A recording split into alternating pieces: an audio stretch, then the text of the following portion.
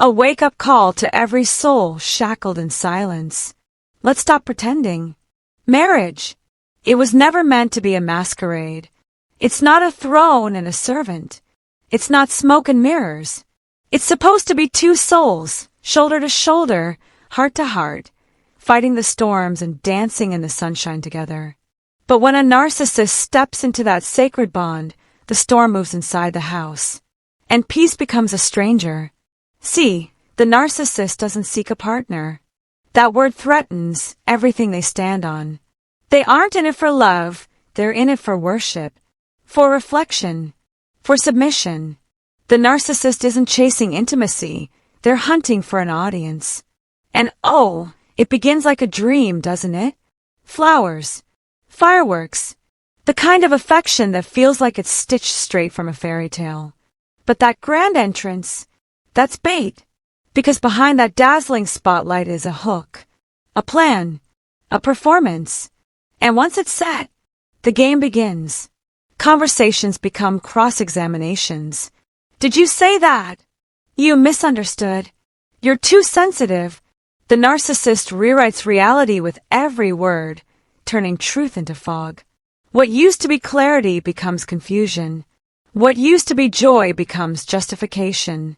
You don't just doubt them, you start doubting you. Your thoughts, your instincts, your worth. And let me say this plain, when you start apologizing for existing, for needing, for feeling, something's gone terribly wrong.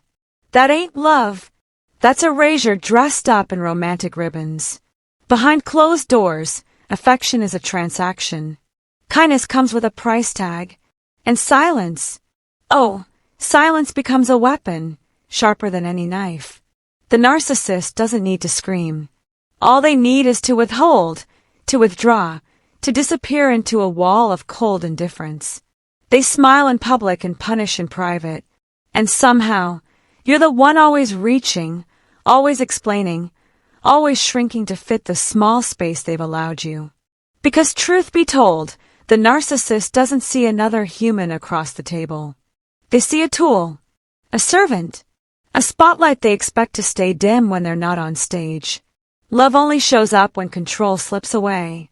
And when it does, here comes the pity parade, the sob story, the guilt-laced grand finale meant to pull you back into orbit.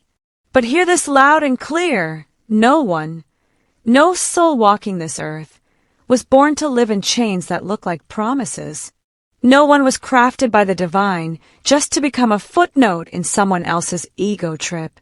You weren't made to shrink so someone else could feel tall. And if someone's been caught in that cycle, I'm not here to say you're weak. I'm here to tell you the narcissist is a master illusionist. And you, dear soul, got caught in a magic act so slick even the mirrors believed it. But illusions can break. And once truth cracks through that surface, the path to freedom starts to unfold. Let this settle into your bones. Your worth doesn't hinge on how the narcissist treats you on their good days. It doesn't depend on approval, attention, or the cold crumbs of affection dropped like bait. Your worth, it's already been spoken for. It's sacred, unshakable. Nobody gets to rewrite that, especially not someone who confuses love with ownership. And to the ones watching, hearing the silent cries between the lines, don't stand there with your hands in your pockets. Speak, reach, be the anchor when their world is spinning. They don't need a lecture. They need memory. They need to remember who they were before they were reduced to someone else's reflection. Now brace yourself, because it gets darker. The narcissist doesn't just crave control. No, they demand obedience. Pleasant, pretty, predictable. And the moment that light starts to shine on its own, that's when the sabotage begins. Are you sure you can handle that? Isn't that a bit much for someone like you? It's not a shout, it's a whisper that slowly strangles. Day by day, word by word. And the trap of perfection, it's a cage wrapped in velvet. The narcissist expects their partner to be tailor-made, walk a certain way, speak just so, think only within the borders they've drawn.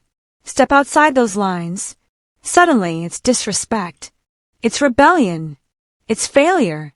So the partner plays a role. Every smile rehearsed. Every silence measured. It's not a life, it's a survival act. And while that performance plays out, dreams get buried in drawers. Joys get mothballed. Identity fades like an old photograph left in the sun. The narcissist either steals the spotlight or dims it altogether. You're nothing without me. That lie takes root, and slowly it grows into belief. But let me tell you, truth is stronger than any lie ever whispered in the dark.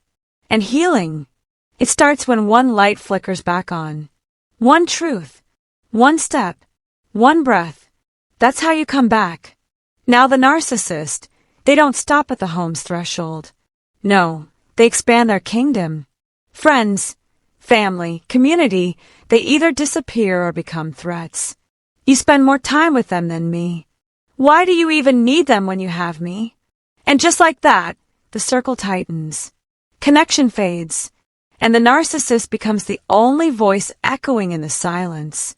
But the moment you name it for what it is, not love, not protection, but control, that's the moment the ground shifts. That's the moment power returns. And that's the beginning of the end of their hold. Let me tell you something that might shake you up a bit. The real performance doesn't happen behind closed doors. It's out in the open, in full view. That's the cruel irony. To the outside world, the narcissist looks like the model partner. All smiles, perfectly timed affection, compliments so polished they almost echo. It's a performance, all right, flawless, rehearsed, and applauded by people who don't have the faintest clue what's really going on behind that polite facade. But when the door closes and no one's watching, that's when the script changes. Conversations aren't conversations, they're steamrollers. Voices get drowned, words sliced in half, stories rewritten until the only truth left is the narcissist version. Disagree with that version? Suddenly, you're the villain. Offer an idea they didn't come up with? You just started a war. And God help the one who starts to shine in their own right, who dares to glow without their permission. That's when the air turns cold. That's when silence becomes a storm cloud that won't move. And arguments, they're not battles of reason, they're ambushes. Say, that hurt me, and it's you're too sensitive. Say, I feel invisible, and here comes stop complaining. The narcissist doesn't resolve conflict, they recycle blame. You want to know how identity disappears? Not in a flash. No, it's more like a slow, quiet leak. A drip of doubt, a drop of exhaustion, a slow erosion of dreams and desires until the person who used to light up rooms is just surviving, just nodding, just showing up, not because they agree, not because they're content, but because fighting for air every day leaves you too tired to ask for more. And they still smile at dinners, they still play the role. But inside they're dimming, bit by bit. And why? Because the narcissist can't handle not being the sun in every room. Now let's talk about love. Real, raw, heaven-breathed love. Because whatever the narcissist is serving, it ain't love, it's leverage. True love doesn't vanish when someone messes up. It doesn't dangle kindness like a prize to be earned. But to the narcissist, affection is a bargaining chip. Obey, and you get rewarded. Disobey, and you're shut out. So the partner starts adjusting, shaping themselves around another's moods, learning how to walk on glass and not make a sound. And the most heartbreaking part, they begin to believe the lie, that if they just love harder, shrink smaller, stay quieter, the narcissist will finally soften. But no amount of bending will ever make control look like compassion. This was never about love. It was about domination, cloaked in sweet gestures and I love yous with strings attached. That's not a marriage. That's a slow, deliberate erasure of one person's soul so the other can shine without competition. And here's the haunting twist. It didn't start loud. It started with flowers, with grand gestures that lit up the sky, with whispers of soulmate and too good to be true promises. And it was too good to be true because it wasn't. That's not love. That's bait. That's strategy. It's called love bombing, and it's the first trap in a game rigged from the start. After that, every kind gesture comes with a clause. Smile the right way, dress the right way, say the right things, and you'll be tolerated. But dare to be honest, to be real? Suddenly, the air freezes. No need for screaming. Just a switch. The silence hits like a wall. Cold, calculated. And in that vacuum, the partner begins to blame themselves. Did I go too far? Maybe I should have just kept quiet. And so the cycle starts again. Perform, adjust, apologize, repeat. And here's where it gets diabolical. The trap isn't made of chains. It's made of crumbs. Because when someone's starving for love, even the tiniest scrap feels like a banquet. And the narcissist knows that. They know exactly how to ration affection to keep control. They don't lock the door. They dangle the key just out of reach. But the cruelest cut, it's not the silence. It's the hope that maybe the man from the beginning is still in there somewhere. That if you just do everything right, he'll come back. But let me tell you something, and I say this with every ounce of truth I've got, he won't. Because that version was never real. It was a mask, a costume, a hook to catch and keep. And when he feels you slipping, when he sees the mask cracking in your eyes, that's when the act returns. Tears, smiles, promises, a revival of the role that got you in. Not because he's changed, but because he's losing control. This is the playbook. Punish, reward, repeat, until reality bends. And when all else fails, here comes the ace up the narcissist's sleeve, gaslighting. This is their favorite move. Can't control your actions? Fine. They'll control your reality. You say, that hurt. They say, that never happened. You recall something with clarity, and they call you confused, dramatic, unstable. And when you begin to doubt your own mind, you reach for theirs. And that's the point. It's psychological warfare, and it's silent, hidden behind charming smiles, warm greetings, and well-timed affection. But when it's seen, really seen, that's when the chains begin to fall. Because realizing you're not crazy, that's liberation. Understanding it's not your fault, that's healing. Recognizing that love should never feel like fear, that's power. That's the crack in the glass. Because once the truth shines in, even a sliver, nothing can stay hidden for long. Let's call it what it is, not just isolation, but a slow, soul-starving exile. The narcissist doesn't stop at cutting ties with people around her. No, that'd be too obvious. Instead, he slips poison into the well. Little by little. Your sister's just jealous. Your friends don't understand us. Your mom never liked me. And suddenly, the people who once spoke life into her now feel like a threat. So she retreats. And when the dust settles, guess whose voice is the only one left in her head? That's right, his. And if he's got control of the bank account too, that's checkmate. Maybe she gave up her job for the kids. Maybe he made her feel small every time she talked about working again. Or maybe she earns, but he counts every cent like it's his breath he's guarding. It's all the same. Money becomes a muzzle. Another link in the invisible chain. And here's what makes it harder. He's not a monster every day. That'd be too easy to spot. No, he's a shapeshifter. Just when she's ready to pull away, to breathe again, here comes the charm. Soft words, tender hands. I've changed. You're everything. And because she's human, because she hopes, she wants to believe it. She needs to believe that the man she fell for is still in there. But that man was never real. He was the bait. This is the trap. Punish, reward, withdraw, repeat. It doesn't just break her. It convinces her that she's the one who's broken. That she's too much, too needy, too emotional. And if she could just be better, maybe the love would stay this time. But that's the lie. That's the sick, twisted lie. It's never been about her.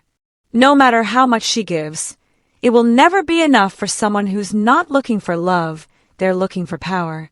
He doesn't want a partner. He wants a kingdom, a one-man empire. And she was never meant to be the brick he stood on. She was meant to be the light in her own life.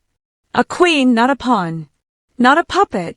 And the deeper you go, the clearer the pattern becomes. Criticism, like acid, eats away at every inch of her spirit. Nothing she does is right. The dinner wasn't warm enough. The dress is too plain. She's too loud, too quiet, too much, not enough. Every moment, under the microscope. And eventually, she stops resisting, starts believing, starts thinking, maybe I am the problem. And that's exactly what he wanted. Because when she doubts herself, he doesn't need to lift a finger. She'll silence her own voice before he even speaks. Now let's talk about the silence, the weapon you never see coming. He doesn't slam doors. He doesn't raise his voice. No, he just disappears. Emotionally, spiritually. He goes still like a ghost. No eye contact. No words. No warmth. Just cold, endless nothing. And that nothing screams louder than any rage ever could. It says you failed. And she scrambles, apologizes, tiptoes around him, trying to patch up wounds she didn't cause. But here's the devastating truth. There is nothing to fix. The silent treatment was never about repair. It was about domination. Starve her of love, then give it back. Starve again, give again, until she learns that love must be earned, and peace means erasing herself. And just when she starts finding her feet again, maybe she smiles more, maybe she starts pursuing her purpose again, here he comes. The jokes start, the jabs dressed as humor, the public performance where he plays the funny guy and she's the punchline. He mocks her opinion at dinner, rolls his eyes, speaks over her like her voice is background noise. And when she calls it out, relax, it's just a joke. No, it's not. It's humiliation in disguise. And the crowd laughs, not knowing they're helping keep her small. And when her confidence starts to bloom, when she steps into her power, shines in her career, starts taking herself seriously again, that's when the narcissist strikes hardest. Not because he loves her, but because he can't bear to lose control. He'll call her selfish, accuse her of betrayal. Why are you never home? Who are you trying to impress? Isn't this enough for you? But it's not jealousy born from love. It's fear of losing his grip. And when words no longer cage her, he turns to intimacy. Not as a gift, but a weapon.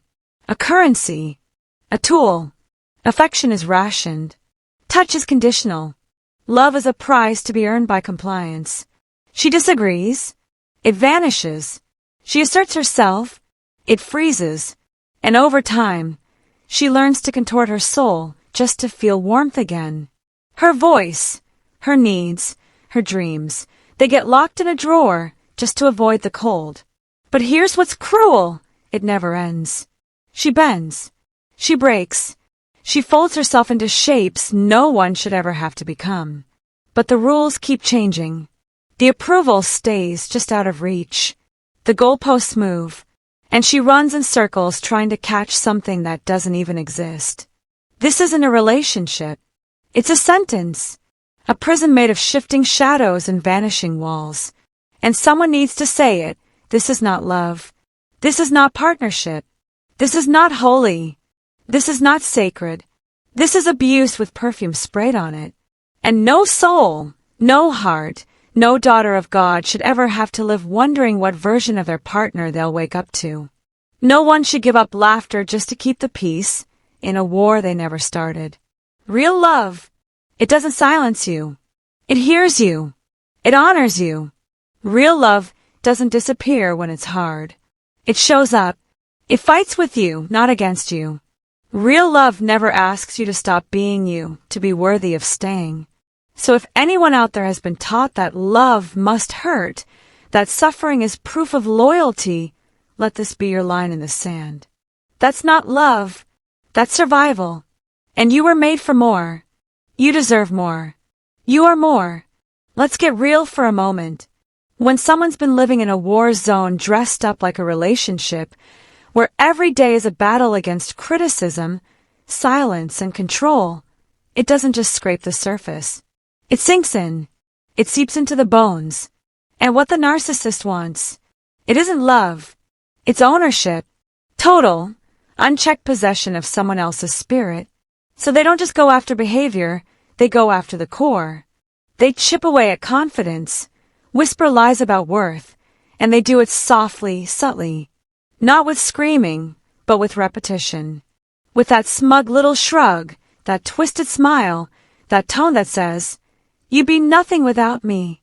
And over time, she starts repeating it to herself. That's the deepest prison of all, the one built from her own doubt. But let's put a light on that lie. Your worth is not up for debate. It's not measured by the love you didn't receive. It's not reduced because someone was too blind, too broken, or too threatened to honor it. Your value was never theirs to give or take. It was written into you before the pain, before the silence, before the gaslight ever flickered. Every jab the narcissist throws, it's not truth. It's fear dressed up as control. His insecurity, his hunger for dominance, it's all projection. And yes, the wounds run deep, but they're not permanent. Because the moment she hears her own voice again, even in a whisper, that's the moment healing begins. Let's not sugarcoat it. Freedom is hard won. It's not instant. It's a climb. It's messy. It's terrifying. But listen to me. The strength is already there. Always has been. Buried under years of manipulation, of survival, of just trying to breathe. But it's still there. The lies he fed her about being too much, not enough, never right? They can be shattered. They can be replaced with truth. Brick by brick, breath by breath, she can rebuild. And let me say this with holy fire, staying doesn't mean weakness. It means she was convinced there was no way out. That love meant sacrifice. That loyalty meant pain. That leaving would destroy everything. That's what she was told. That's what the world echoed. Just be patient. Just try harder. But her strength was never in question. Survival takes strength. But freedom, that's where the fire starts to burn. It begins when she says no for the first time and means it. When she sets boundaries that aren't about pleasing him, they're about protecting her. When she eats a meal just because she wants to. When she picks up that old journal, that paintbrush, that phone to call a friend she hasn't seen in years. That's not rebellion, that's resurrection. That's her soul rising from the ashes, remembering who she was before she was told to be small. And suddenly, the fog starts to lift. She begins to see it was never her. Never. The gaslighting, the power games, the cycles of punishment and praise, that was his design. Not her failure. And her worth, still standing, still glowing, untouched, unyielding. So for every woman who's been called too emotional, too intense, too much, hear this like gospel truth. You are not too much. You were just in a space that couldn't hold your brilliance. You were never meant to fit inside someone else's insecurity. You're not here to earn love through silence. You're here to be seen, to be safe, to be loved without fear of punishment. Marriage was meant to be a sanctuary, not a survival test. A place where souls grow together, not where one vanishes to preserve another's illusion of control. If love feels like a tightrope over a pit of shame, if it feels like tiptoeing through landmines of blame and silence, that's not love. That's captivity. And here's the breakthrough. She doesn't have to stay. Not out of fear. Not because it's what others expect. She can choose peace over chaos, joy over torment. She can walk out, not because she gave up, but because she woke up. Leaving isn't weakness. It's the greatest strength she's ever shown. It's a declaration. I am worth more than this. She may walk out shaky. She may cry. But every step forward is a step toward resurrection. Toward the life that's been waiting for her. The life that was always hers to claim. And for the woman still in it, still wondering if she's crazy, you are not crazy. You are waking up. You are remembering. You are stronger than the silence and louder than the shame. The scars you carry, they're not proof that you're broken. They're proof that you survived something no one should have had to survive. Now it's time to rise, to reach, to reconnect, to rebuild. Speak up, reach out, find your people, make the plan, take the step, and when you do, you'll find a whole world on the other side, full of light, truth, healing, and love that doesn't punish. Love that doesn't demand silence. Love that doesn't twist your soul into something it was never meant to be. So if this stirred something inside you, don't keep it quiet. Share it. Speak it. Be the voice someone else needs to hear. Your words matter. Your healing matters. You matter. And this is only the beginning. Because you weren't made to suffer in silence. You were made to stand in light.